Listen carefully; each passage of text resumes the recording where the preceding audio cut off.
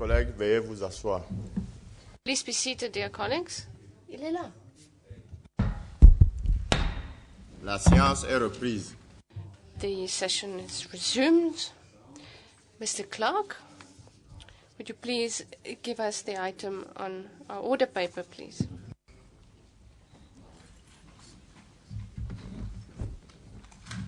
Monsieur le secrétaire général, vous avez... Mr. Clark, you have the floor.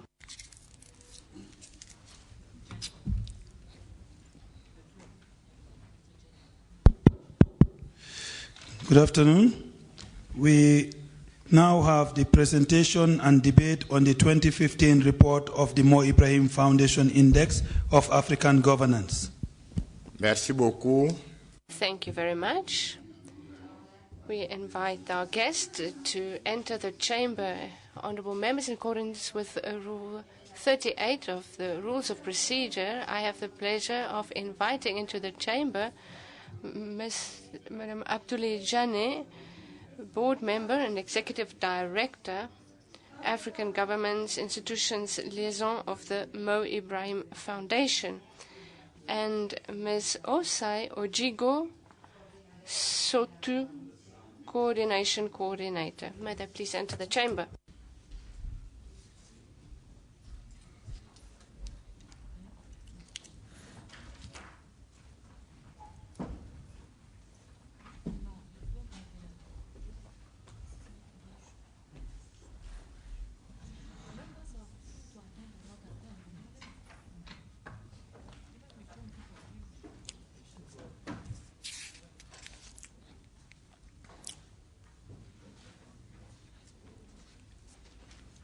Monsieur le directeur exécutif, Madame... Executive Director and Coalition Coordinator of SOTU, I welcome you on behalf of the Bureau of the Pan-African Parliament and on behalf of all the members of the Pan-African Parliament. You are very welcome to this chamber. Without further delay, I invite Abdoulie Janneh, Board Member, Executive Director, African Government Institutions Liaison of the Mo Ibrahim Foundation, to make a presentation. Yes.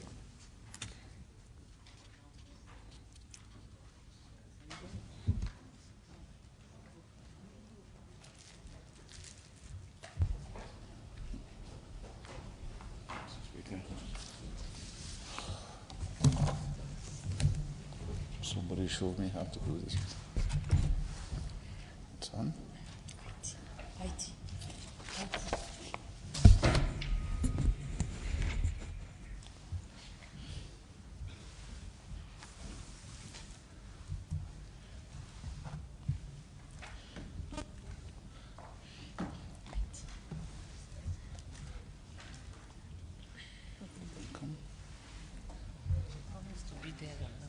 They said he would come. See where?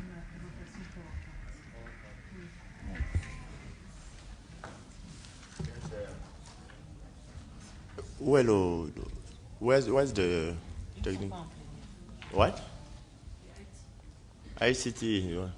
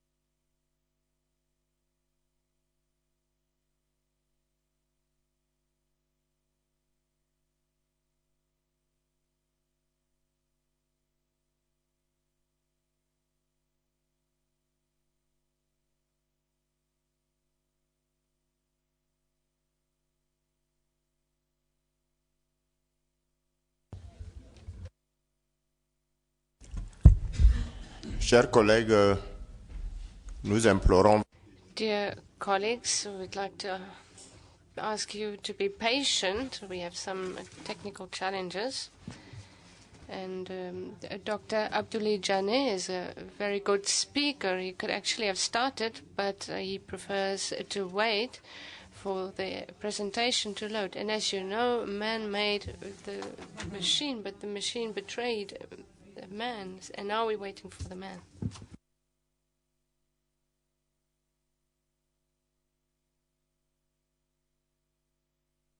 I think this thing is here. Is it here?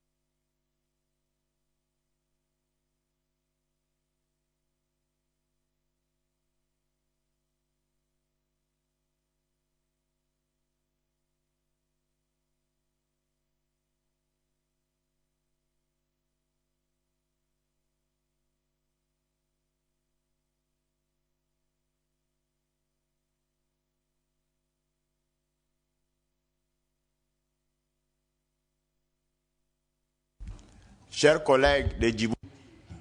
Dear colleagues from Djibouti, will you please be seated?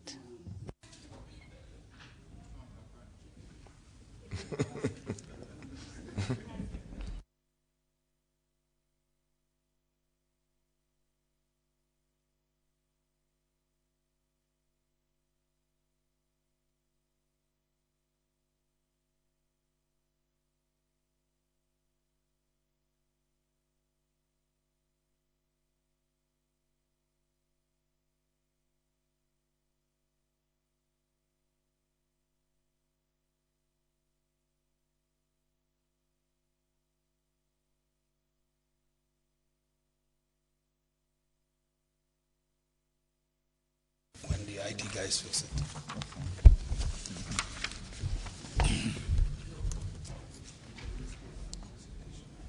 Mr. Speaker of the Pan-African Parliament, honorable members of Parliament, Clerk of the House, colleagues. Mr. Speaker, thank you for giving me this opportunity to come and present to you today the 2015 Ibrahim Index of African Governance. As you said, we have problems, technical problems, but I understand every member of Parliament has my handout. So instead of seeing it on the screen, we will continue the presentation in order not to waste your very valuable time. Mr. Speaker, I spoke to you last year when I presented the index of that year, and I'm glad, particularly happy that you invited me again to come and talk to you, particularly under your presidency. We have an index which measures governance, and we define governance as the process by which governments deliver the goods and services that their citizens expect from them. And I will go into details of what our findings of 2015 indicate. If you look at slide 1, you will see that the index, as I said, is produced on an annual basis. and it's a statistical assessment of governance in every African country. This slide shows that the index is more than just one governance measurement. It is, in fact, a vast data set, maybe the most comprehensive data set on governance in Africa that anybody produces. The structure is one overall governance score, 4 categories, and I'll go into that later, and 14 subcategories. These 14 subcategories, as you can see from the slide, are comprised of 93 indicators, which are sourced from 33 independent data institutions. This year, the inclusion of data for South Sudan and Sudan means that the index is comprehensive in the coverage of all 54 African countries. The data set covers 2000 to 2014 inclusive, a 15-year time period. If you go to slide 2, this shows the structure of the 2015 index to subcategory level. One of the added values of the index is the fact that there are a number of layers.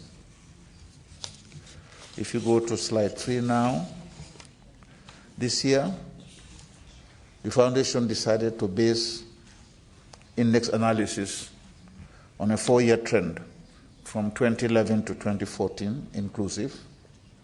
2011 was a particularly interesting year for Africa, given the secession of Southern Sudan from Sudan and the spread of the Arab Spring. The African average score for overall governance improved year on year between 2000 and 2008. However, there has been some stagnating. If you go to slide 4, you would observe that overall governance trend underpinned by strengthening performance in 2 of the 4 categories of the index, namely human development and participation and human rights.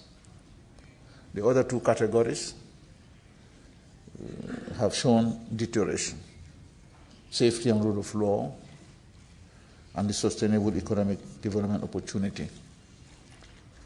Only 6 countries improved in all 4 components, and these are Cote d'Ivoire, Morocco, Rwanda, Senegal, Somalia, and Zimbabwe. If you go to slide 5,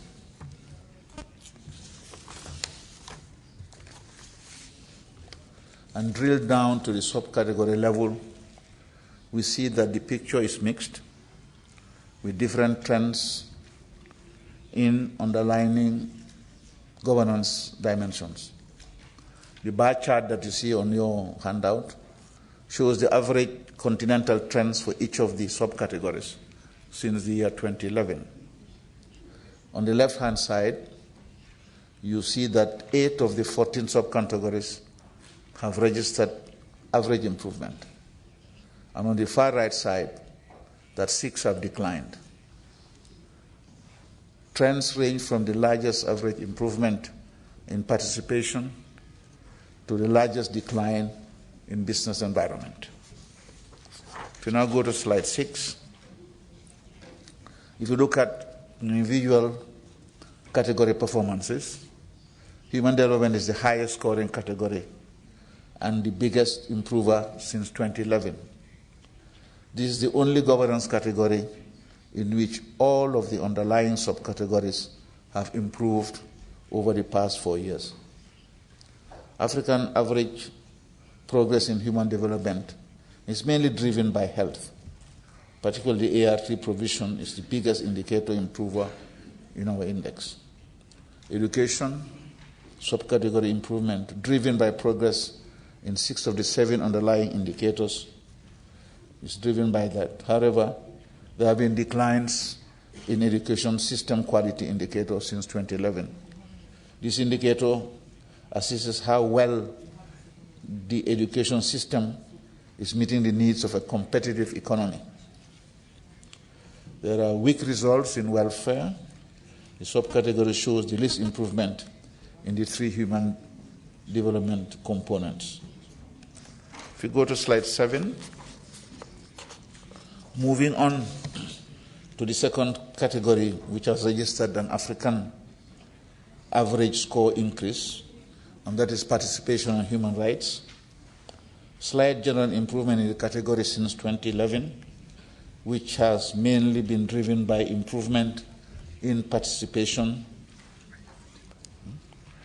I think I can continue like this now. Oh, I think so. I think they have. Slight improvement in the category 11, which was mainly driven by improvement in participation, and it's at the subcategory level, the continental level. The right subcategory is losing ground. Freedom of association and assembly, sharpest indicator decline in the category. But civil liberties and human rights have deteriorated also.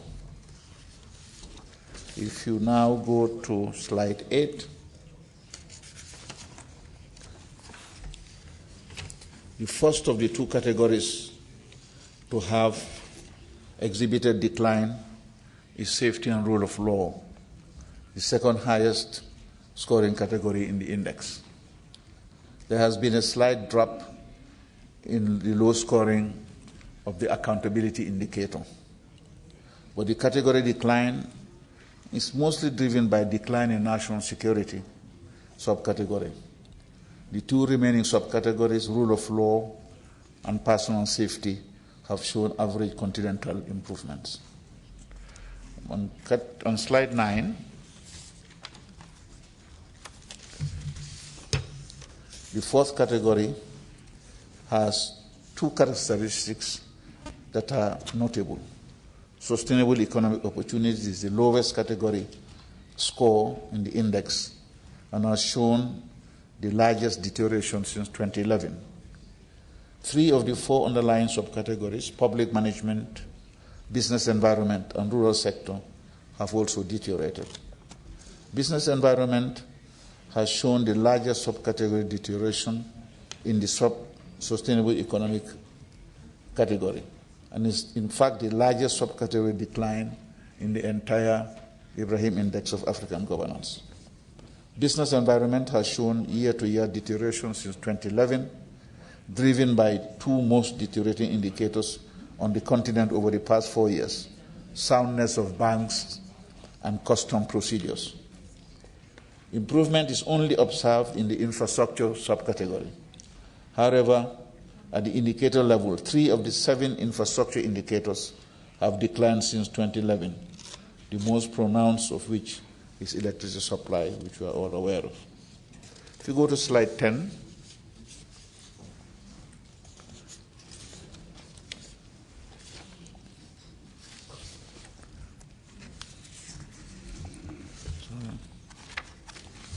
if you go to slide 10, you'll notice that whilst continental trends are useful and interesting, they can mask different performances in Africa's geographical regions. The slide shows the varying results at the regional level. Southern Africa, consistently the best performing region, continues to be the best performing region, and Central Africa, the weakest. Central Africa is the only region that showed lower score in 2014 than in 2011. If you go to slide 11, continental averages only tell so much. If you really want to understand the African governance landscape, it is important to explore country-level details, and I hope that all of you have got your country reports, which we have sent earlier. First ranking, Mauritius scores 79.9 out of 100 in 2014, and 70 points more than the continent's weakest governance performer, Somalia, which achieved a score of 8.5. The remaining 52 countries show diverse results and different different trends, and it's captured in slide 11. On slide 12, you'll see that the top 10 ranking countries in the 2015 Ibrahim Index of Governance are Mauritius, Cabo Verde, Botswana, South Africa, Namibia, Seychelles, Ghana, Tunisia, Senegal, and Lesotho. 5 countries have deteriorated since 2011: Mauritius, Cabo Verde, Botswana, Seychelles, and Ghana. The second and third ranked countries in the 10, which are the 10 most deteriorated countries in Africa: Cabo Verde and Botswana. If you go to the last slide, which is slide 13, looking at the top 10 is interesting, but the top 10 improvers also provide some insight. These 10 improvers represent almost a quarter of the continent's population, and within this group, we perhaps see some potential future powerhouses. Whilst we are used to seeing the greatest governance gains in the countries which are coming from a low base, over the past 4 years, 5 of the 10 performers are those that already rank in the top 20 of the index: Senegal, Kenya, Morocco, Rwanda, and Tunisia. All 5 of these countries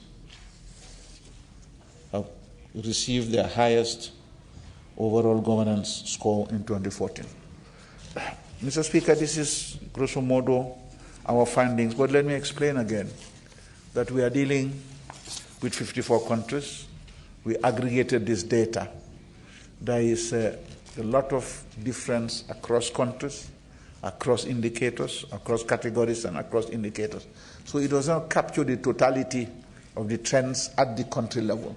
This is available in the individual country report that we call Country Insights, copy of which I suppose all of you have looked at. And I recommend that as parliamentarians you look at this.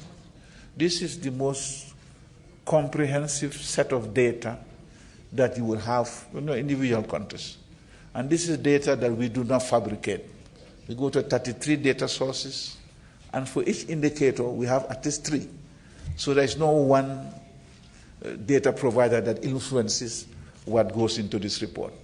But it gives you what I would call in French tableau de bord, a dashboard, which shows directions of where your policies are taking you, which are the policies that are the areas where you have marked improvement, and areas also where you have challenges, and therefore enables government to really look at its policies and redirect it. And as parliamentarians, having an indication of these trends, and I recommend that you really look at your individual country, you are able then to engage government. You are able not only government, but your constituents who really require performance in some of these areas.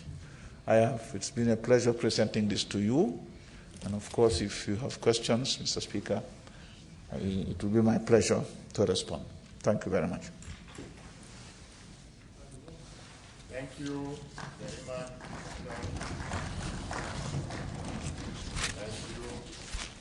Thank you very much, Doctor. Can you get your seat, please? Take your seat, please. J'ai devant moi.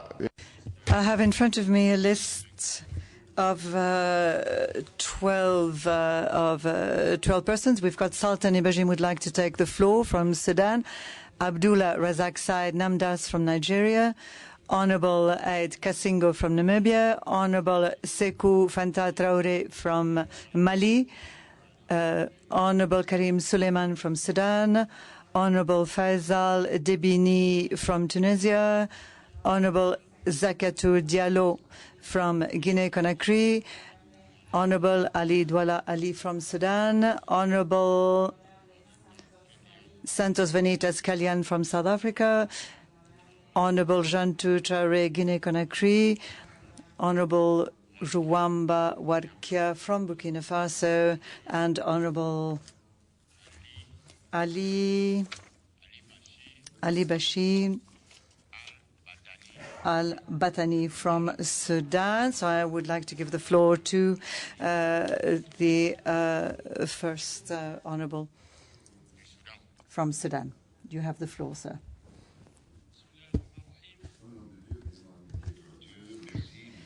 In the name of Allah, thank you very much, Mr. President, for giving me the floor.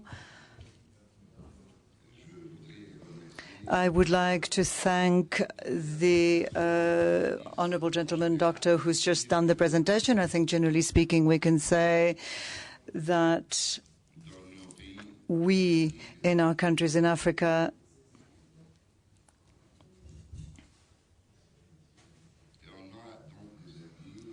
that we have indexes in terms of the possibilities of measuring, and it is these indexes that come from an institution which we do not know. That is the first time that I've heard speak of the Ibrahim Index of African Governance. Is this an institution which is a scientific institution? Is it an institution that is accepted by the official by an official organizations? Because if we are to believe that these results are authentic and positive, it means then that our countries in Africa up to now have no unified strategy to be able to say that these countries have a minimum amount of strategy so as to be measured, so that we can, in fact, have an index of performance, whether it be in health, education, technology, agriculture, and other areas. So this index, according to me, is not a very precise index, because he speaks about the Ibrahim Mo Index. So what are the world standards that are being used? The presenter said that there are many detailed references, and we would like to in fact be informed of all these details, and we would like them to be presented so that we can in fact be very precise in our measurements. Or is it just simply speaking an index for 2015? I think there's a lot of information lacking, and I don't think we can adopt such a document. And with all due respect to the speaker, I don't think we can adopt this document the way it has been presented. I think it's been too summarized. There is too much information missing. What are the references that have been used? We speak about governments where there is a great deal of corruption, or then we speak about bad governance or poor governance. Yes, of course, there has been progress here and there, but this particular index does not give us any proof, does not, in fact, explain the logic behind the results. Thank you very much. Nigeria, you have the floor. Not in the chamber. Je donne la parole à... I would like to give the floor to Honorable Kasingo from Namibia. Lloyd Kasingo from Namibia. I was not here when... Thank you very much, Honorable Member. Sorry, please. Excellency. My surname is Kasingo. K. Kasingo. Not Yasingo. K, please. Yes, Honorable Member. And now I give the floor to Honorable Sekou Fantamadi Traoré from Mali. Mali not in the chamber. Let me give the floor to Honorable Kaltoum Abdelkarim Suleiman from Sudan. Not in the chamber. Yes, Honorable Member. Bismillah, walhamdulillah, wa shukran lissayyid. In the name of Allah, thank you very much, Mr. President. Thank you so much for giving me the opportunity to speak once again. I would like to say that this index, if we are talking about a true index, do we have an index for the previous years? And if they do exist, what are the results? Is there a comparison? Is there some sort of benchmarking between the indexes for the previous years and for the indexes which have been presented today?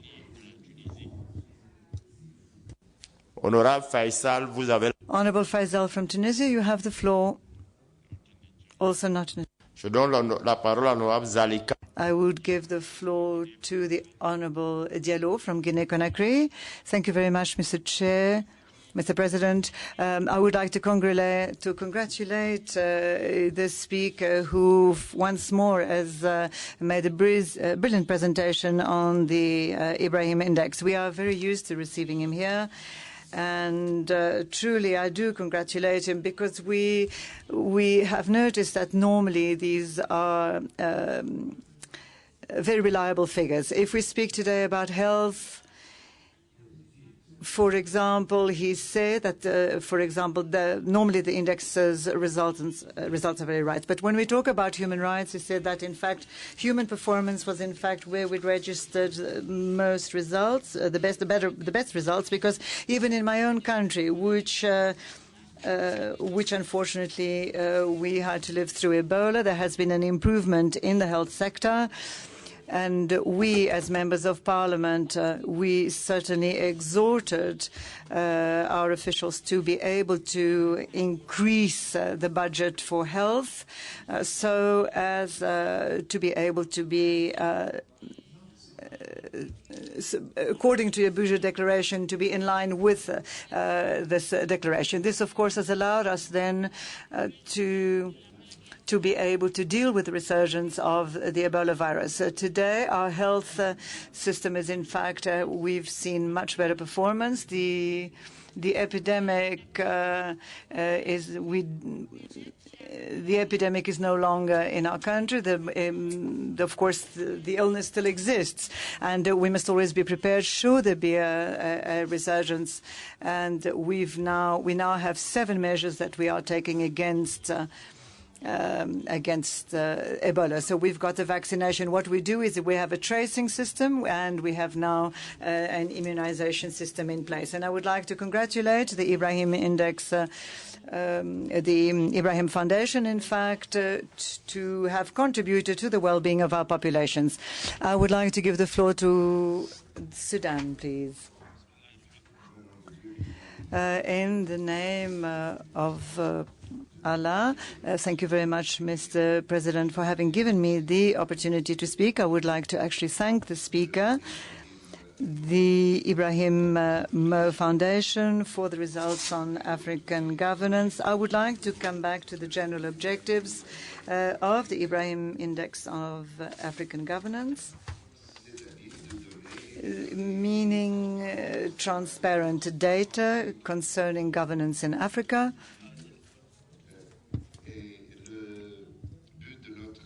The objective of our debate is to be able to give an idea to the government, to institutions, and even to the private sector, so that we are able to carry on to carry out a measurement which is very precise. Based on this, I think we need to take into consideration our reports, citizens' reports, also from African governments' reports, and also the private sector in the African countries. And then, based on all this, we can take the data, we can take all these reports, also from African institutions, and even international reports and independent reports, which go beyond 33 suppliers of data. We would like to know what is the criteria used for these data suppliers, and also we would like to know what the variables are, which you have said are 93. Thank you very much. I would like to now give... Thank you, Mr. President, and I would like to appreciate the presentation, but I have many questions that need to be asked. Are you okay? The presenter seems to be needing something, sir, and I cannot put my question if he is a bit distracted. I'm from South Africa, sir. Thank you. You referred to a country synopsis or a dashboard that has been made available for parliamentarians to read, but regretfully it hasn't been distributed to us. All we have with us is the slide that you presented. You refer in your presentation to a decline in national security. Can you be more precise in what you are saying? Is it that national governments are lacking arms or capacity in terms of a proper force? Is it the impact of terrorism? I'm not picking up in your presentation the detail of what you're saying. You also referred to a decline in the business environment. Again, what does that mean? Because the African continent is an economic hub as we speak. Questions have been asked around the status of the Mo Ibrahim research. Is it recognized on the continent as reliable?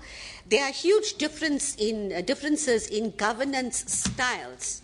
And I submit that a fair comparison cannot be made because I think apples should be compared with apples and not oranges. In slide 6, you have a graph there from 2000 to 2014, but there's no notations on each side. So all I can see is a year, but I cannot see what is it that you are measuring on the left-hand side of the graph. Notwithstanding, I look forward to listening to your responses. Thank you. Thank you very much, Honourable Member. And now I want to give the floor to Honourable Jantou Traoré from Guinea-Conakry.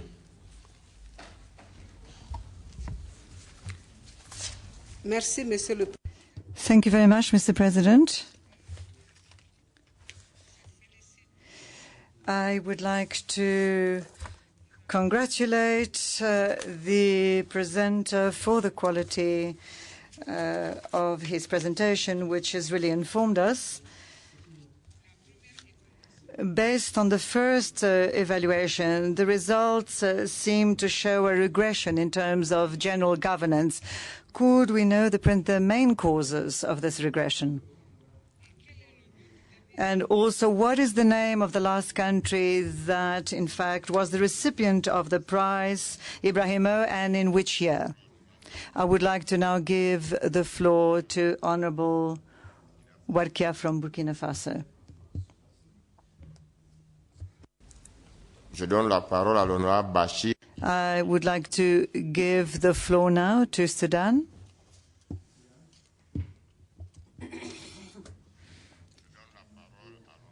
I would like to give the floor to Dr. Bernadette Alai from Sierra Leone. Mr. President, honorable members, this is not the first time in this House or even in our respective countries that we are listening to the Mo Ibrahim Index. I think this index has been around for quite some time, just like we have the Human Development Report, which has been with us for quite some time. And as the years have rolled on, we are also seeing other institutions adding on other index. Very recently, we can now talk of even the happiness index. Countries are now being ranked according to the level of contentment, happiness, and they have a range of indicators they are using to rank countries that are very happy and countries they are not. We also see, for example, the index on corruption. Every year we see also international alert or what, also giving us corruption indexes, where countries are and whether countries have moved, whether they have improved. I think all of this serves one purpose. It keeps us as countries. It keeps us and our sectors on the radar to see exactly where we are going. It's also important that sometimes we ourselves don't know what we are doing, how we are going. It's always better when, from an outsider's perspective, we are told exactly what we are going.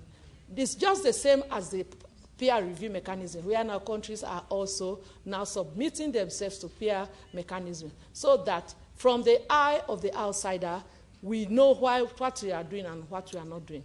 So I think what is important for us here when we have this type of report, we should go back and look at our own country, report what we are doing, how we are filtering or how we are not filtering, so that it will inform our annual development plans, our long and short-term development plans. It will inform where we put a lot of our emphasis in terms of budget allocation, in terms of our governance structures. I think this is the perspective from which we should look at some of these documents. From the Pan-African perspective, we too should go and now look at what we need to do as Pan-African parliamentarians in our respective countries with this report. I think this is the basis from which we should be looking at this report. Many more institutions will come up with other indicators or variables trying to gauge the African barometer when it comes to all the sectors on how we are doing.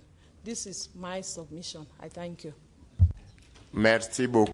Thank you very much. The general discussion has now been closed. I would like now to give the floor to Dr. Abdoulie Janneh. I think that we were not able to, in fact, present to you Dr. Janneh. In fact, Dr. Janneh is an African who, in fact, is concerned with very high functions at the United Nations. He is working for Africa relentlessly. Unfortunately, I don't think I can say much more than this, but I know that his last post was, in fact, at the United Nations. He did not, in fact, introduce himself, so I just wanted to say these few words just to give you some idea of who he is. I would like to now give the floor to you, sir, to be able to respond to some of the concerns that have been raised. You have the floor, Doctor.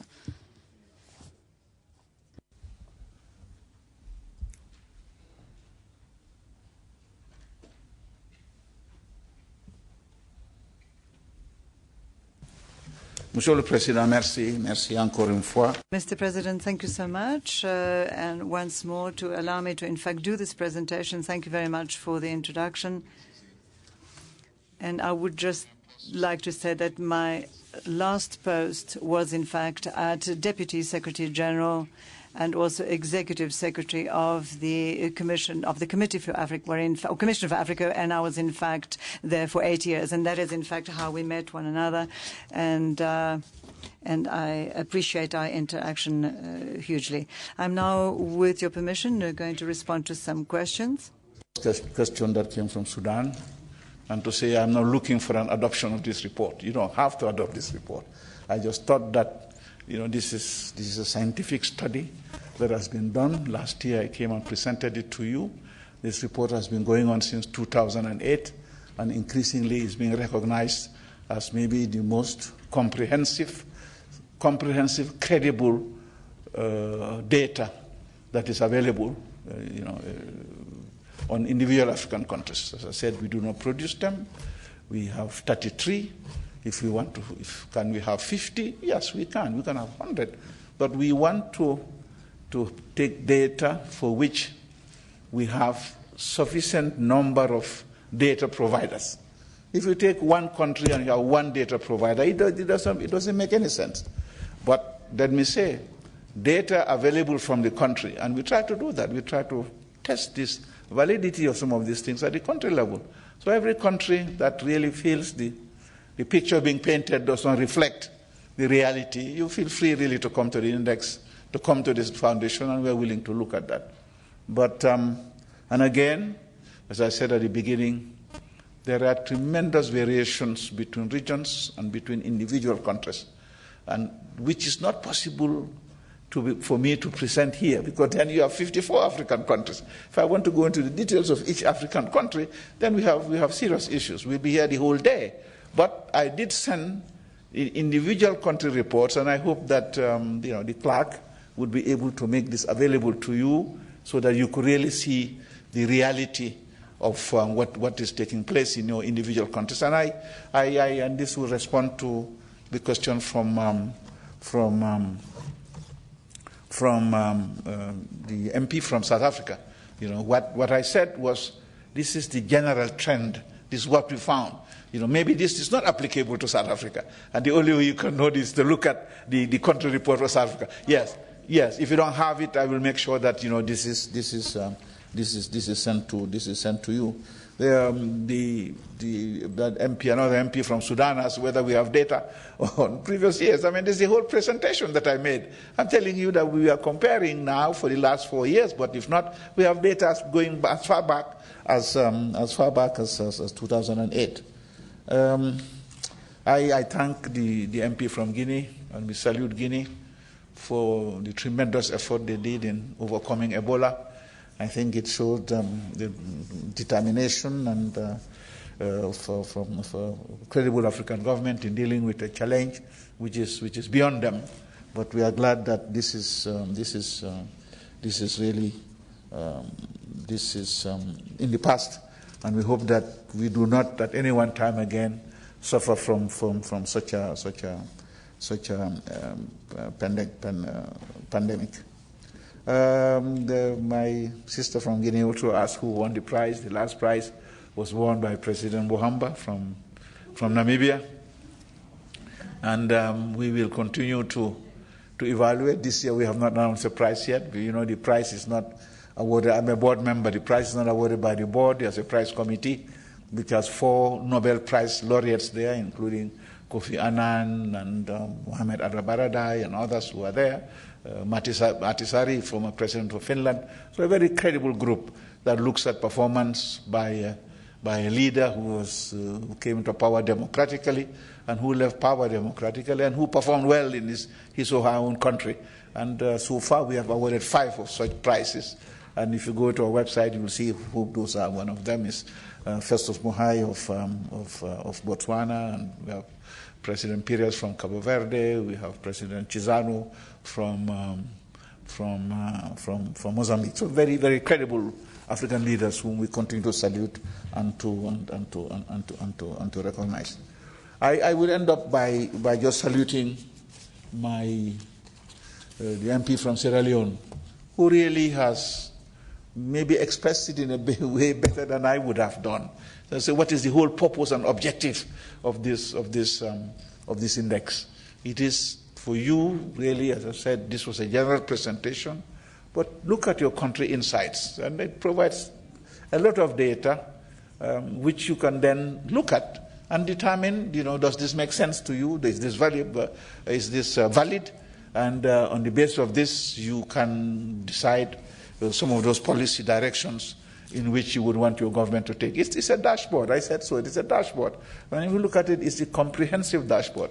And the most comprehensive set of data, I repeat this again, available for any African country on these 4 categories of safety and rule of law, participation in human rights, socio-economic development, and human development. No other institution does this. But as I say, given the comprehensive nature, no one institution can also produce the data relevant to all this. That's why we have partnership with several institutions, including the African Development Bank, Afrobarometer, which is an authentically African institution. And every time there is an institution that produces credible data, we are always willing to compare this with others and incorporate it in our report. But again, it was a pleasure, Mr. President, for me to present this to you, and this is for information and for notes and for use that you feel you can make of it. And somebody wanted to know, I don't know whether you got a copy of this report. If you look at page 16 to page 22, you would see all the data sets, all the categories, all the indicators that we used. And you would then appreciate the comprehensive nature. It was a pleasure being here. You are representatives. It's always a pleasure to come and talk to you and to salute you for all the great work that you are doing. Mr. President, I thank you very much. Merci beaucoup. Thank you very much, Doctor.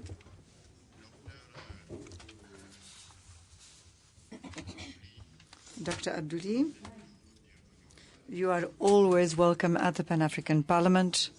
The Parliament congratulates you for the efforts that you are making for the continent, where good governance is concerned through the Mo Ibrahim Foundation. You have our support, and we are already awaiting the next session to hear the 2016 results of the Ibrahim Index. I would like to submit now the 2015 Ibrahim Index of African Governance. If there are no observations, no remarks, the Parliament takes note. Thank you. Mr. President, I would like to express my rejection to such a report. I do reject this report. Thank you, Mr. President. Chers collègues, dear colleagues, you need to read the rules of procedure. We have not adopted the report. We have just taken note of the report. we have not adopted the report. So it's very clear.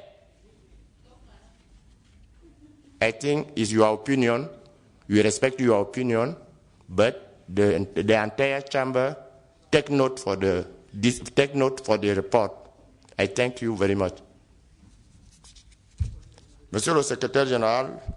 Mr. Clerk, I would like to give you the floor for the next point on the agenda. Thank you very much.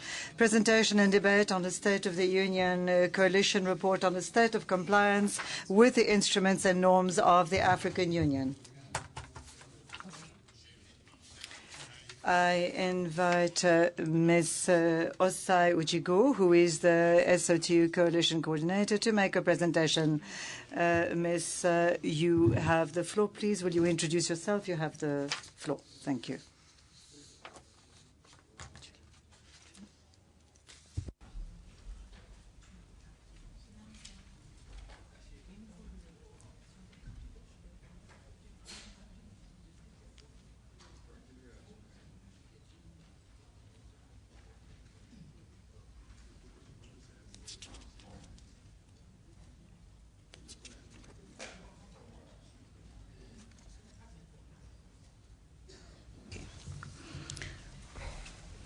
Your Excellency, the President of the Pan-Africa Parliament, honorable members of the Pan-Africa Parliament, honorable clerk of the Pan-Africa Parliament, staff of the Pan-Africa Parliament, representatives from the African Union Commission, distinguished guests, ladies and gentlemen. I would like to express my gratitude and thanks to the Pan-Africa Parliament for giving SOTU, the State of the Union Coalition, an opportunity to make this presentation today. We continue to acknowledge the support of the Pan-Africa Parliament to raising the voices of African citizens and civil society in the corridors of power. Permit me to begin with a brief introduction about the State of the Union Coalition. It is a coalition of civil society organizations working together to hold African governments accountable for the ratification and implementation of African Union decisions. We do this believing that the successful implementation will have tremendous positive impact on the lives of millions of African citizens. Article 4(1)(b) of the Rules of Procedure of the Assembly of Heads of State mandates the Assembly to monitor the implementation of policies and decisions of the Union, as well as ensure compliance by all member states. Since the inception of the OAU African Union, the institution has adopted over 50 treaties, charters, conventions, and protocols that aim to improve citizens' life. As of December 2015, 49 instruments were adopted, But from the January summit that took place earlier this year, 2016, an additional 9 were adopted and would be open for ratification. You would find, based on a study we've conducted as the State of the Union Coalition and the analysis we've done on the state of ratification of these instruments, that only one instrument, which is the Constitutive Act of the African Union, has been ratified by all 54 member states.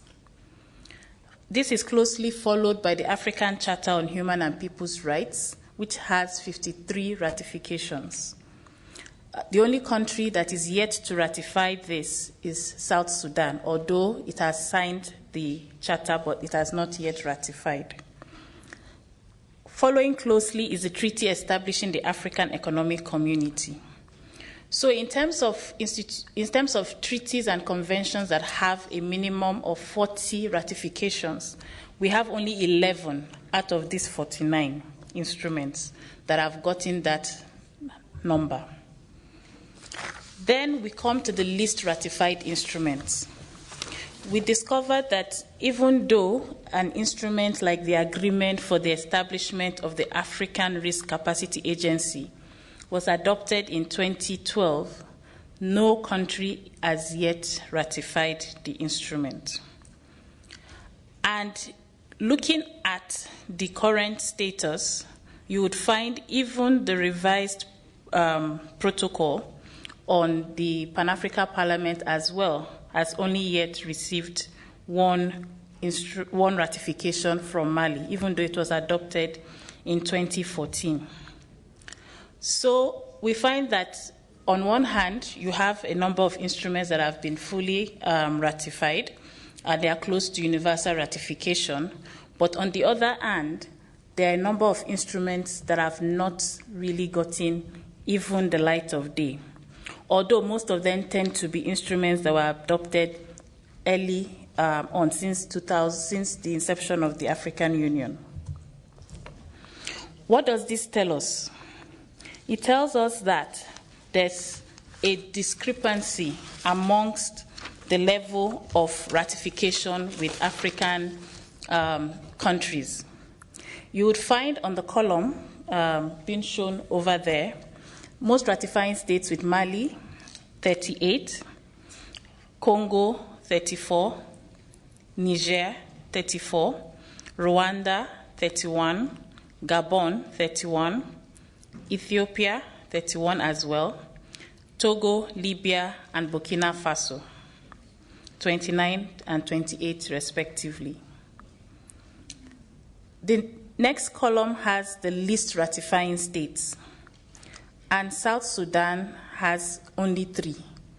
This could be linked also to the fact that it's the newest member of the African Union and is still developing its system in terms of how it would be ratifying and committing to African Union instruments.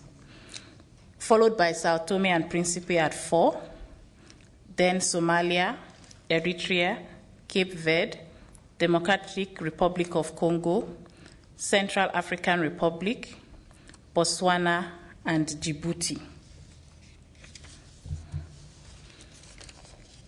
Studying the pattern of state ratifications, as at December 2015, apart from the Constitutive Act, which had stated that has been universally ratified by all African member states, and excluding the African Union Commission on International Law, which was not open to ratification and became operative immediately, only 11% of African states have ratified 30 or more instruments. 28, representing 52%, have ratified 20 to 29 instruments. 37% have ratified less than 20 instruments. Looking at the regions, Botswana has the lowest rate in Southern Africa. Cape Verde has the lowest rate in West Africa. The Horn of Africa has 3 of the bottom states with least ratifications. That is Eritrea, Djibouti, and Somalia. Mali is the clear leader in ratifications, while South Sudan, AU's newest member, has the least number of ratifications.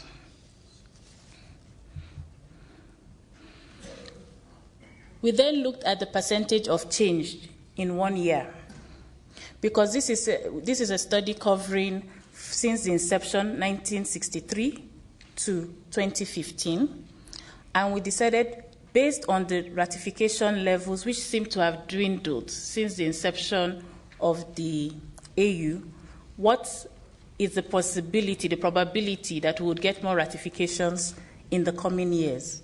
So we looked at the period between July 2014 and December 2015. And we found in the top 10 that I had shared as the most ratified instruments, there were no new ratifications on that table. Only 2 countries, Chad and Guinea-Bissau, made 3 ratifications in that period. 15% of states made only 2 additional ratifications. 24% made only 1. And a great majority, 57%, did not make any new ratification during that period, despite attending the AU summits, despite the advocacy gone around pushing, especially for instruments like the African Charter on Democracy, Election, and Governance. No ratifications were made. So what are we seeing? We're seeing a slowing down in ratification, and this has great implications for the African Union. The clear message is that we do not have standards that are uniform across the continent, which of course has implications for regional integration and how we move forward as a continent. In particular of interest is the revised protocol of the Pan-African Parliament, an organ of the African Union itself, having only 1 ratification so far, which is Mali, and speaks to how, even within the AU, how they take seriously the issues that concerns other organs and institutions. And what we also discovered is that ratifications are not only slowing down, but even when they are not made against AU shared value and key instruments. They are the ones getting the least attention. And we're asking ourselves, why is that? And we see a great risk in terms of how we would implement the African Union Agenda 2063 and regional integration if we continue at this rate. It would take us 45 years for all 54 countries to ratify all the 49 AU instruments, which have now been increased to 58. 45 years at the current rate of ratification. So we cannot afford to be having 2% of African governments making 3 ratifications in a period of 18 months. While vital, ratification is not the ultimate driver of change at the national level. Implementation and domestication is the core of translating instruments into tangible results. One of the tools that SOTU uses is our Continental Compliance Report. The latest edition, which was launched in 2015, titled Realizing Africa's Aspirations, studied 14 AU instruments and looked at samples from across the region in 10 countries. The 10 countries were Tunisia, Kenya, Rwanda, Malawi, Mozambique, South Africa, Cameroon, Nigeria, Ghana, and Senegal. We discovered that across the different thematic focus areas, citizens are yet to fully enjoy the investments in human rights, governance, and development made in their countries, as well as their aspirations contained in the various instruments. I will take you through some of the findings of the report, which cuts across several issues. On corruption, in spite of the many laws enacted and institutions established to address corruption between 2012 and 2014, there were no significant change in addressing it in Kenya and Nigeria, for example. In Malawi, the Anti-Corruption Perception Index actually peaked between 2013 and 2014, while in Tunisia, where corruption has been low, there have been slight increases in anti-corruption perception indices. On governance, the effectiveness of political, legal, and economic reforms has been hampered by lack of local ownership. Weaknesses in the existing reform frameworks, as well as low commitment of civil servants and political leaders to policy reform initiatives, also compound these limitations. Another challenge has been the shrinking of civil society space across AU member states through increased control over civil society organizations' activities, both at the national and also at the AU level. We have seen a wave of deregistration of CSOs in some countries, as well as legislations of laws that limit CSOs' existence and operation, which are all pointers to reduced space for citizens' engagement in governance affairs. When it comes to women's human rights, we look at the culture of patriarchy. But most importantly, I would like to draw attention to women's political participation. Despite ratification of the Maputo Protocol, that is the Protocol on the Rights of Women in Africa, which calls for state parties to strengthen legal frameworks for improving women's human rights, there are weaknesses in the applications of laws and impunity for violations due to permissive legal environments that limit the enjoyment of women's rights due to cultural, religious, or social connotations. The table before you shows the current status of women's political participation as regards representation in parliaments across Africa. Rwanda still leads as the global leader in terms of women's representation in parliament at 64%.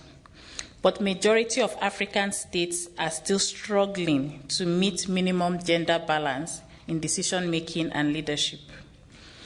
Based on the ranking and supplied by the IPU, which is the Interparliamentary Union, you find that you have the first, the leaders in Africa, so to speak, in women's political participation: Rwanda, Seychelles, Senegal, South Africa, Namibia, Mozambique, Ethiopia, Angola, Burundi, Tanzania, and Uganda, having 35% or more. Most African governments have a minimum of 30%, and the AU gender policy says 50% gender representation. So other countries that fall below those rankings, with Comoros being the least at 135th position. And surprisingly, Nigeria is second to the last at 130th position. So we still have a lot to do as regards that area. On a positive note, looking at children's rights, most countries are facilitating child education by providing free books, transport, and uniforms. Immunization programs have also improved, with countries like Senegal and South Africa reaching 100% in their immunization programs. Also, countries like Mozambique at 24% of the immunization programs, but this has been a marked improvement from previous years. We still suffer the issue of high mortality rates, with 100 out of 1,000 deaths in Mozambique and Nigeria. One of the things that is good about education is the access to opportunities. But we find that the rural and urban divide still exists, depending on the quality and depending on the kind of access you have to education. When we look at the issue of young people, we find that even though 200 million young people between the ages of 15 and 24 exist and are in Africa, there's still not a constructive way African governments have channeled the energies of this vibrant section of their community. And youth unemployment is still quite high in Africa and has been the source of a lot of other emerging trends as regards recruitment for terrorism, as regards the scourge of drug abuse, and the propensity for violence that we see in our continent today. Looking at agriculture and food security, we find that in terms of developing formal national agriculture and food security investment plans, 52% of African governments are already developing or they are implementing their national plans on agriculture. 13 states, that's 24%, Burundi, Burkina Faso, the Democratic Republic of Congo, Ethiopia, Ghana, Guinea, Madagascar, Malawi, Mali, Niger, Senegal, Zambia, and Zimbabwe have met or surpassed the 10% target in one or more years since 2003 for budgetary allocations to agriculture. On health financing, the percentage of government health expenditure as part of the total budget has slightly increased in Cameroon, Ghana, Nigeria, Senegal, and South Africa. In Rwanda, this has trebled. Health differentials between women and men on HIV/AIDS still exist, with all study countries, these are the 10 countries out of the 54, showing more prevalence of women living with HIV/AIDS at above 40%. Finally, the Ebola crisis that hit some parts of Africa put the continent on the spotlight with regards to health financing, and management of health systems. But we are grateful that with the joint effort of several African states, this scourge has been eradicated. It is clear from the above and other issues evaluated in the SOTU study that states need to do more to ensure that they fully implement their commitments under the AU treaties so that they can positively impact on African citizens. Your Excellencies, honorable members of Parliament, ladies and gentlemen, what are the reasons for this non-compliance or non-implementation? Majority of reasons supplied by the representatives in government themselves include the following: limited budget or no allocation provided for these commitments that have been signed at the AU level. There's a challenge of capacities in relevant departments and ministries. Many government departments state that they're overstretched with staff needing to prioritize other issues. Different legal systems. The African continent has various legal systems with different procedures for the ratifying and domesticating, meaning that there's not enough information as to how many national governments can implement these commitments. Many of the key ministries, often Ministry of Foreign Affairs, Ministry of Justice, are working at cross purposes. There is non-harmonization of ratification processes across the continent, lack of a national coordinating mechanism which links or acts as a liaison between the national governments and the African Union Commission, conflicting priorities, bureaucracy, and lack of political will.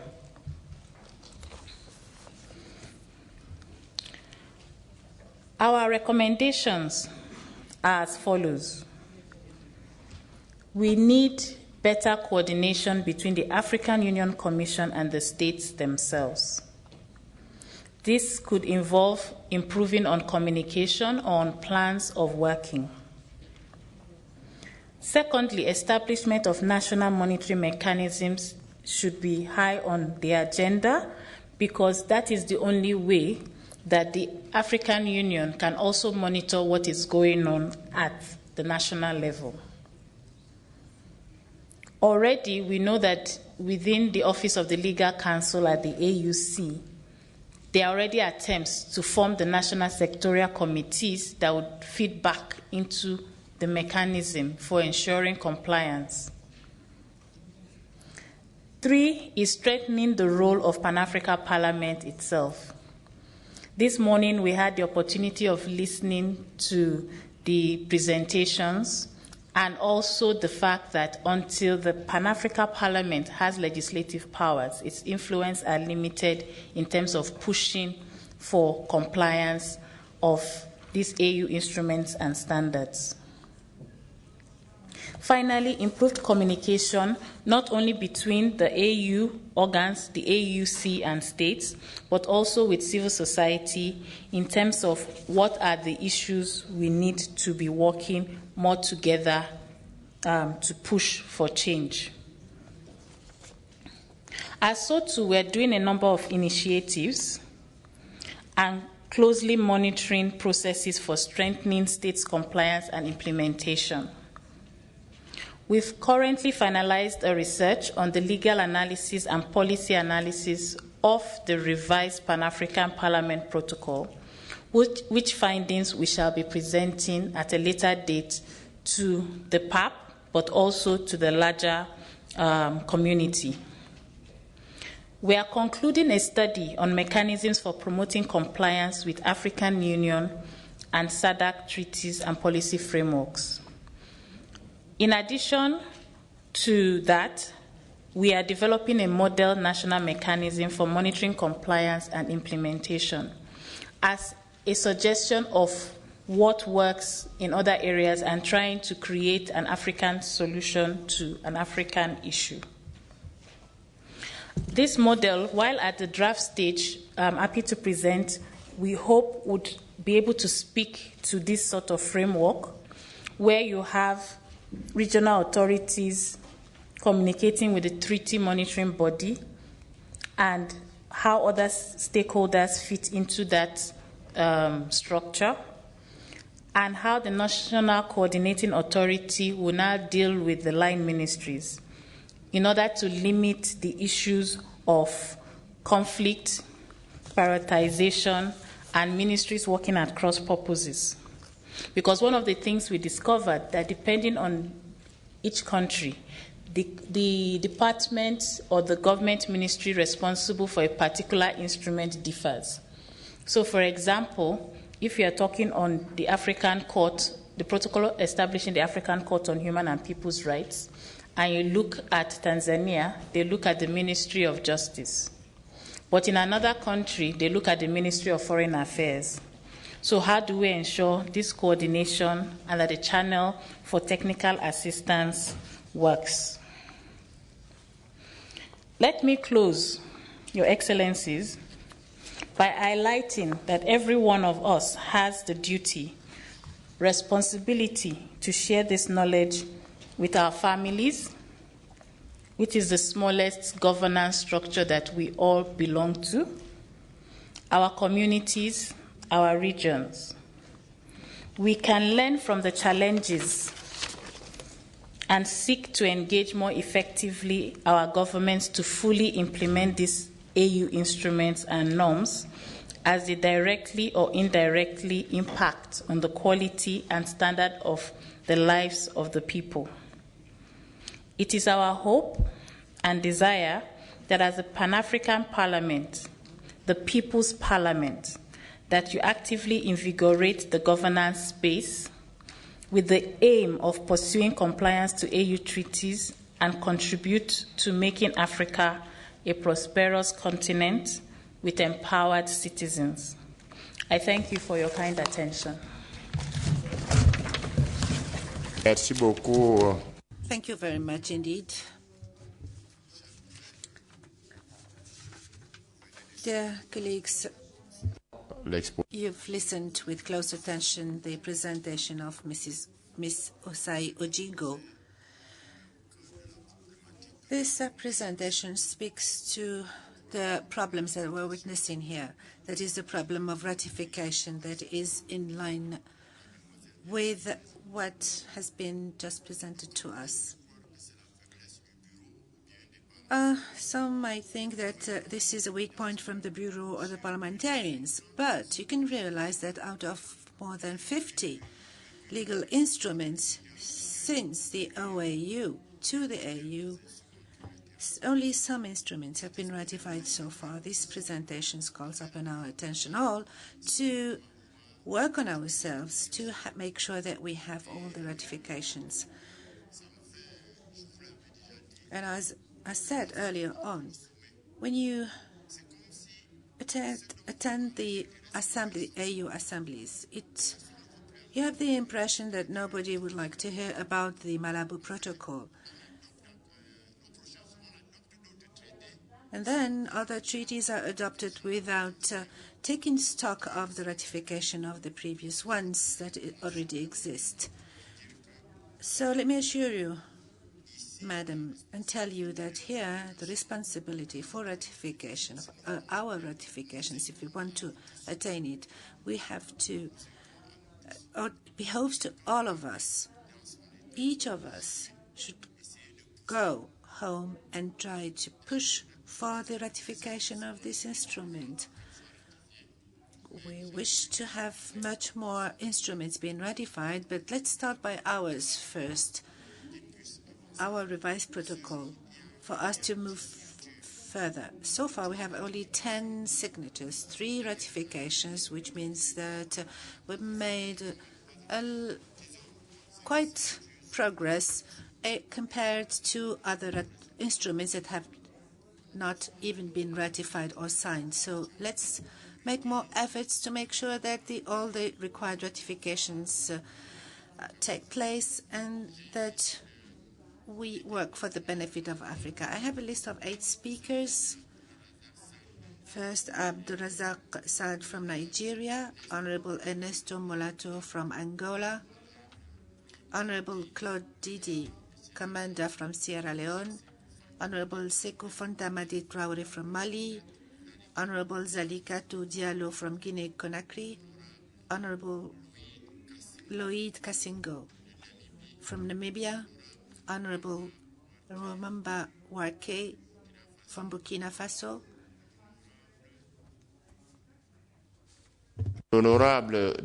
Honorable Dr. Bernadette Lae, and Honorable Mire Grace from Kenya. And I'll give the floor to the first speaker on my list, Honorable Abdourazak Saad from Nigeria.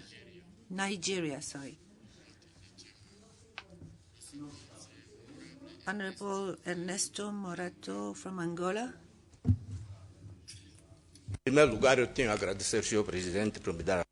Allow me first of all to thank you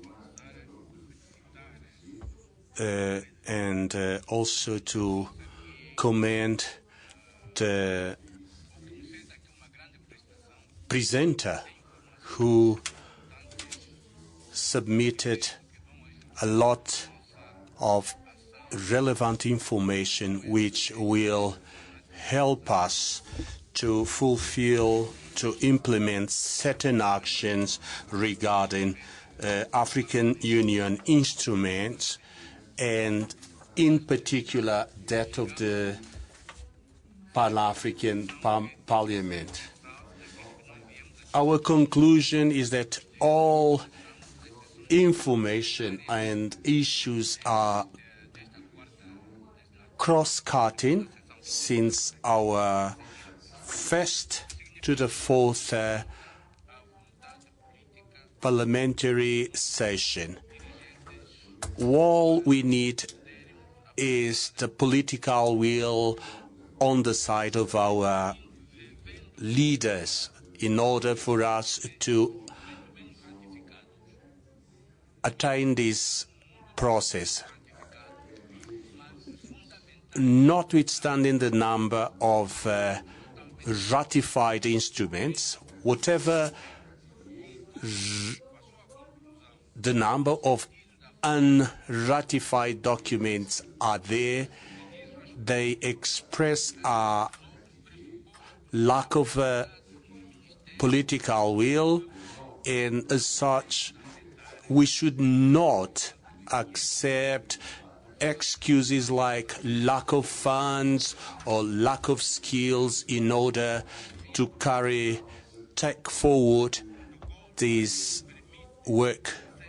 We do need a protocol to confer to PIP legislative powers. And to round up, I would like to say that this instrument that was presented to us by Madame Osai Ojigho will allow us to see the charter and the protocol towards its ratification. Thank you. Thank you. I give the floor to Honorable Claude Kamanda from Sierra Leone. Mr. President, honorable members, 99.9 number of times when this protocol or these instruments are adopted by our head of state, members of parliament are not present at all. And it's shameful most of the time when we go to fora, the name of our countries are mentioned that we have not complied at all. And it's most times the House of Parliament that do ratify this instrument. Mr. Speaker, Mr. President, honorable members, on non-compliance, the presenter did mention that one of the characteristics is lack of coordination. And on the recommendation, she proposed improved communication and strengthening the role of the Pan-African Parliament. And that is us members of Parliament that are present here from the various countries. Mr. President, honorable members, I believe this is the right platform, this chamber, where members of Parliament that are present need to know the status of our various countries on the compliance rate. I want to call on the coordinator of the State of the Union to make available to each and every member here present the status of compliance of our country. So when we go back to our various countries, we'll sit as a team from the Pan-African Parliament and then move to the executive and see how best we move fast with the ratification and the implementation of this instrument. Thank you very much. Merci beaucoup. Thank you very much, dear colleague. And I'll give the floor to Honorable Sekoutou Fanta Traoré from Mali. Not in the House. I give the floor to Honorable Zalika Diallo from Guinea-Conakry. Thank you very much, Honorable President. At the outset, I would like to congratulate the presenter, Mrs. Osai, for her presentation, and I commend the civil society organizations for the important role they are playing in favor of the ratification, implementation of these AU instruments. Indeed, a lot of effort has been made, but a lot remains to be done, according to the statistics we have seen today. However, there are some facts that are surprising to me. When we see, for example, the least ratified instruments, if I take the AU Convention on cross-border cooperation, the Niamey Convention, I see there's only one ratification. While we know that terrorism is a great threat, there's a rise of extremism, and if the ratification is so slow, I wonder how we can have effective cross-border cooperation, which is a requirement for us to come to terms with this scourge. Secondly, in terms of the ratification trends, the states that least ratifying states, there's an explanation given on South Sudan. It's a new member of the African Union, but there are countries such as Cape Verde or Botswana that are sometimes given as good examples in terms of good governance. So I am quite shocked that they are among the least ratifying states. And then I would like to talk about the political participation of women. This really resonates with us, and to see that a country such as Nigeria, which is the largest economy on the continent, only has 5.6% of women in politics and 6.7%, and this is 103rd globally. So this is really surprising. Thank you, colleagues. I give the floor to Honorable Jasingo.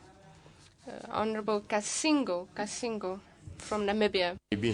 Thank you very much, Your Excellency. And also I have to thank the colleague for a prepared report.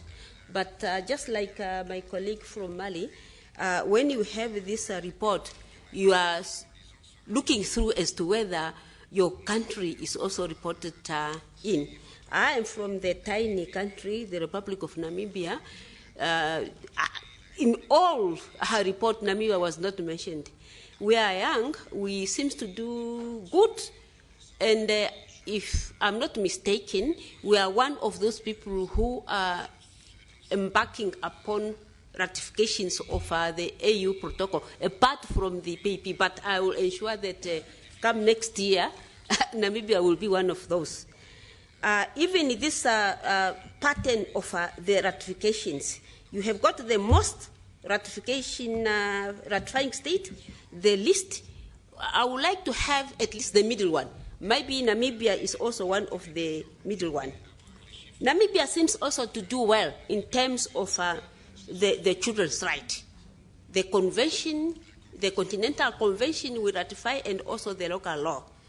And I would like maybe next time for those countries which doesn't appear here to appear here, so that when we go back home, we would like to take our government to say, please do ABCD.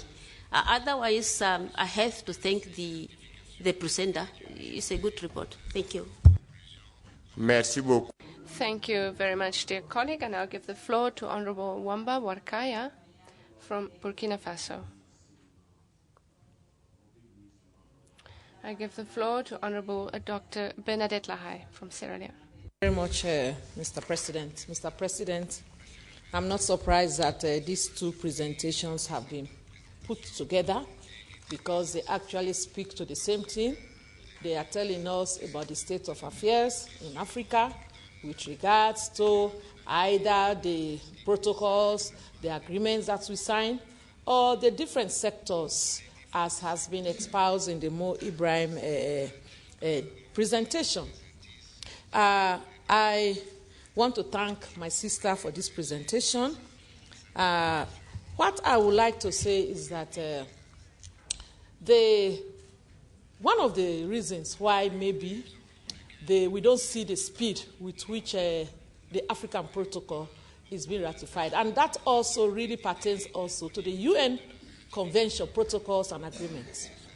It has to do with the lack of involvement of members of parliament from the inception.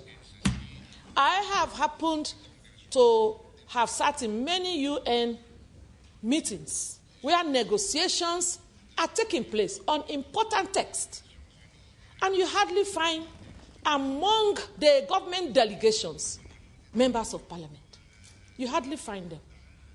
And so, if members of parliament are not a part of the inception of the development of this text, knowing the reason behind this text, knowing the processes of negotiation, so that they are fully informed. How then do you expect them to even know that some of these protocols exist? And even in questioning the ministers that bring this, that are responsible, questioning them with regards to what informed the text. I have seen one treaty that was very speedily ratified. That is the Arms Trade Treaty. It didn't take long. Why? Because the Parliamentarians for Global Action did sponsor their members to attend all the prep committees. I attended 3 of the prep committees where other members attended. So we knew. So even when in Sierra Leone we were passing the Arms and Ammunition Act, it was greatly informed by the draft text of the Arms Trade Treaty.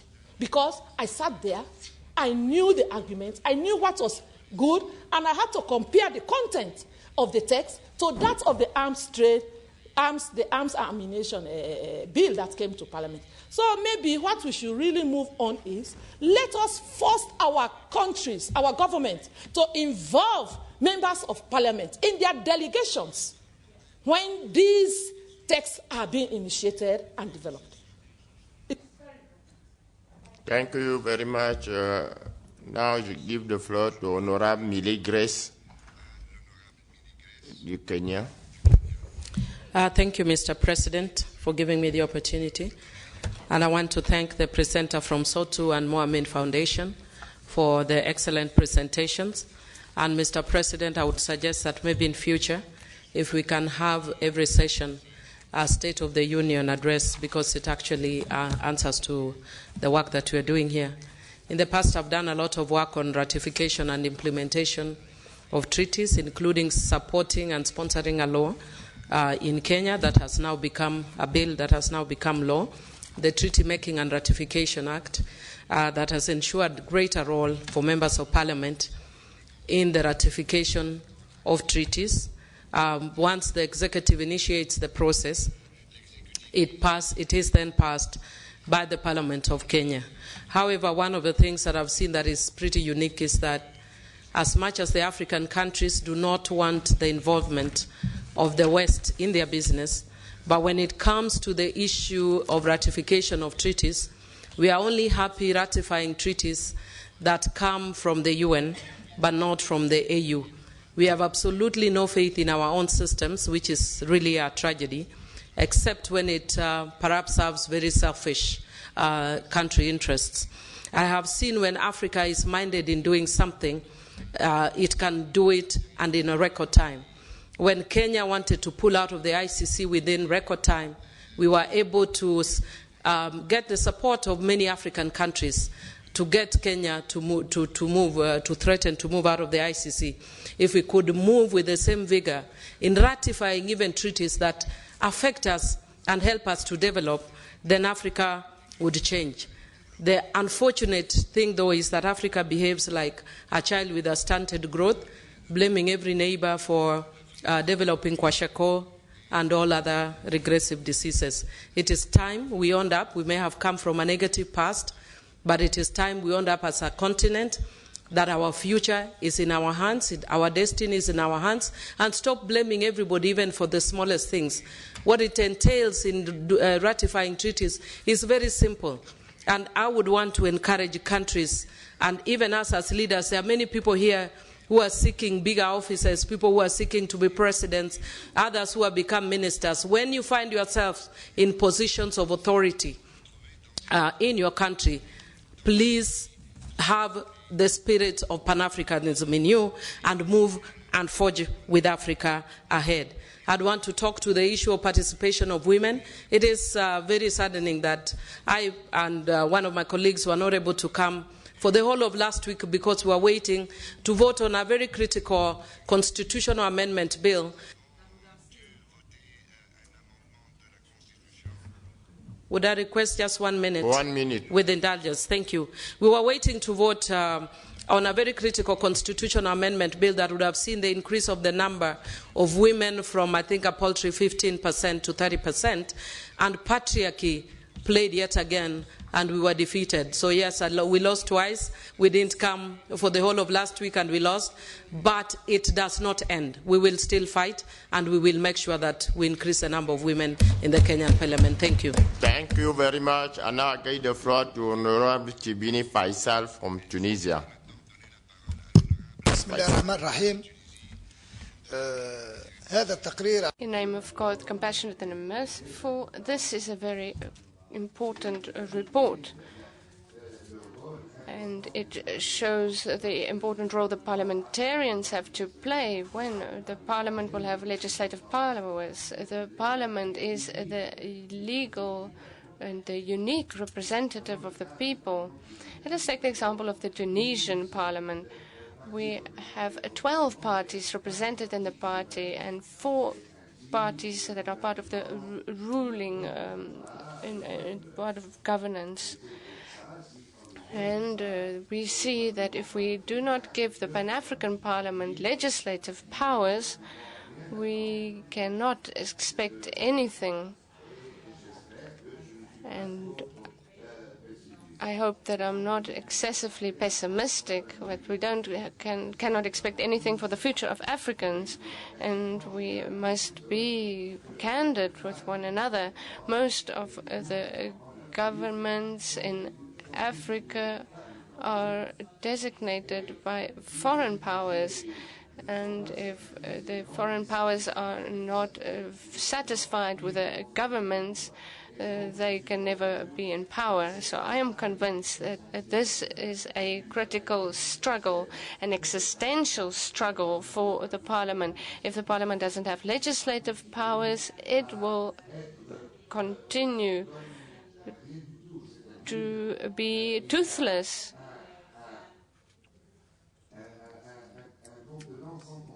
It will be without any substance.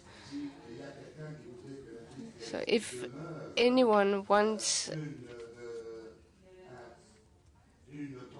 Africa to remain a province of the Western powers, well, we see there are African countries who want to become emancipated, and we want unity, and we are here not to show we're just present, but we are representing the people of Africa. We want a united Africa.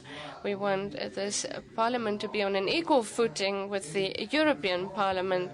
And the biggest challenge for some African countries is that the European Parliament negotiates with some states.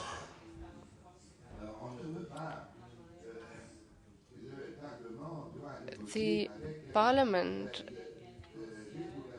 must work with government, and we must be united, and we must all, as an African country, negotiate together, as was the case for COP21 on climate change. The voice of Africa was united, and none of the governments, no country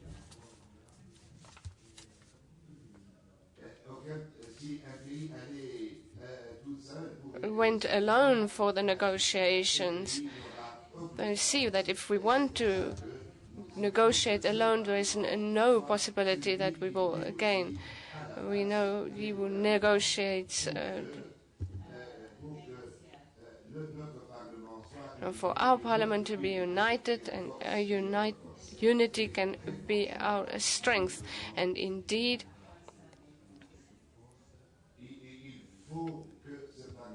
this parliament must be effective, because the governments, we see they don't want to give power to this parliament. Thank you for your attention.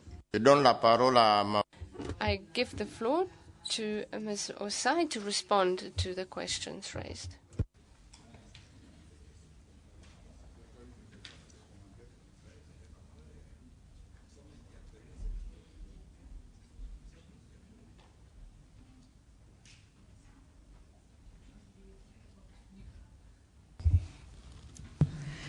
Thank you very much, Your Excellency, for giving me the floor again. And thank you very much, honorable members of the Pan-African Parliament, for your active participation and your comments.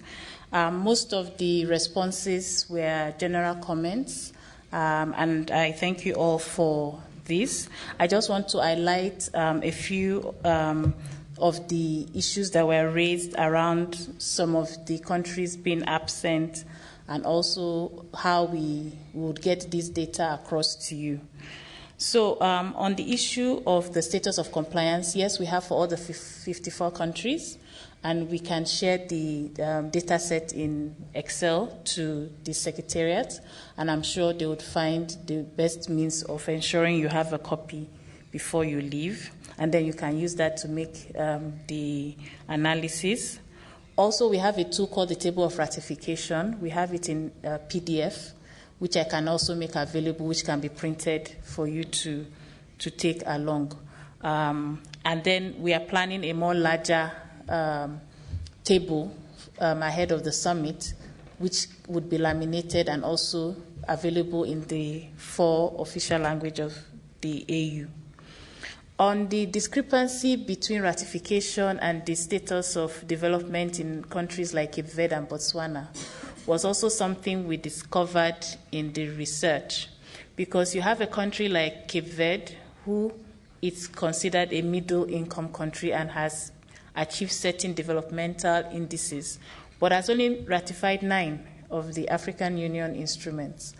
And so we're also seeing that that just because a country has not ratified this instrument does not necessarily mean that they do not already implement or are complying to the same standards contained in those instruments. But what we are requesting in terms of uniformity is for them to also accede to these treaties, and it's still a work in process. And it's the same with Botswana as well. The same way, just because a country has ratified many instruments does not mean it has translated into actual improved lives for its citizens. And so we are now looking at that dimension that came out from the study. Why is it like this? And to develop a closer link between ratification and development, and then also what are the development indices in those countries that have not ratified but are doing quite so well, in order to produce better results and stronger recommendations to see what we can learn from these 2 different dimensions. On the issue of political participation of women, one of the unique factors, because we asked ourselves the same question, you have a country like Nigeria, they are very vibrant, they are involved in so many campaigns to ensure other countries have strong and effective government. But on this issue of women representation in government, it's still a struggle. And so we now studied the top countries. And one of the things we discovered is that these top countries, in one way or the other, are implementing Article 9 of the Maputo Protocol, which talks to facilitating participation of women through affirmative action practices. All the countries who are in the top 5 practice some form of affirmative action or the other, either a quota system in the constitution or even in terms of the political parties, their governance structures, how women emerge from those political systems. In Nigeria, there's neither a quota system, there's no constitutional provision for ensuring a certain percentage of women are either in political parties or have spaces reserved for women. So that could be one factor. We're not saying it's the only factor, but that could be one factor why Nigeria is not doing much better on that level. And yes, we didn't have the status for the moderate countries like Namibia, who might not be in the top 10, but maybe they are 11th or 12th. But what we are going to do for the next study is to have even color-coded results so that you can see where you are in terms of compliance, and we would also be able to do a brief on each of the countries. We didn't want to make a very big report because that would be over 50 pages, but what we could do then is to do a more synthesized report that also captures the key findings per country, which would be useful. And like I said, the ratification table is going to be a more regular product that we do as SOTU, which you can then use as an advocacy tool to push for ratification at state level, and also greater involvement of the national parliament, which is one of the things we heard from Honorable from Sierra Leone, to see how that can also change and propel greater ratification at country level. Thank you very much for your kind attention, and we look forward to more opportunities like this to collaborate with the PAP. Thank you. Merci beaucoup. Thank you very much. Je soumets à la Chambre le rapport. I put the report of the status of compliance to AU instruments to the Chamber. No observations, no remarks. The Parliament takes note. Mr. Clark, I give you the floor to make some announcements.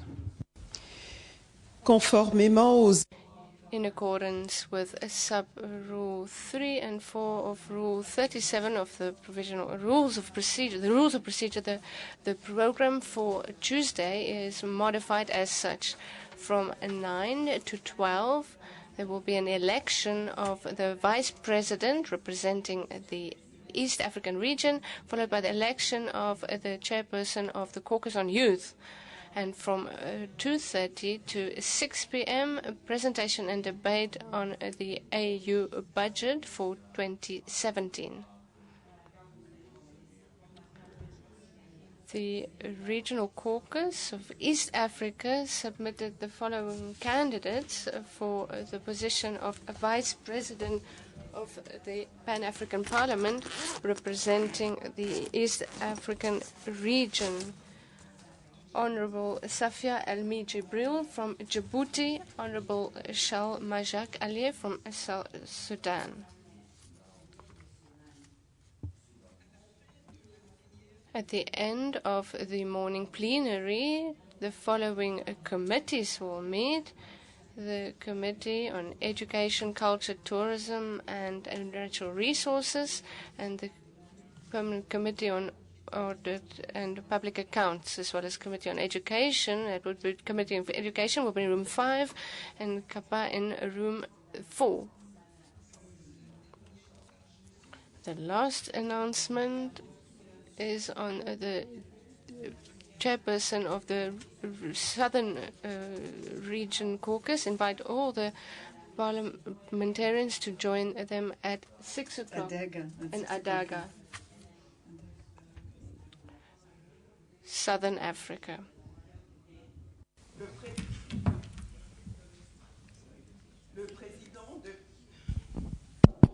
Le président de la région. The chairperson of the Southern African region also invites all the MPs of the region of Southern Africa to join them at 19 o'clock, that is 7 p.m. at the restaurant Adega. C'est tout. Merci. Thank you very much. Madam Clerk, have you not received any nominations for the Youth Caucus? We have received a single nomination, that of Honorable Gida Mamamar Mahamat from Chad, who was in fact designated for the president of the Youth Caucus. So she's been designated. Right, we have come to the end of our work today. We adjourn the session and we will start again tomorrow at 9. Thank you very much.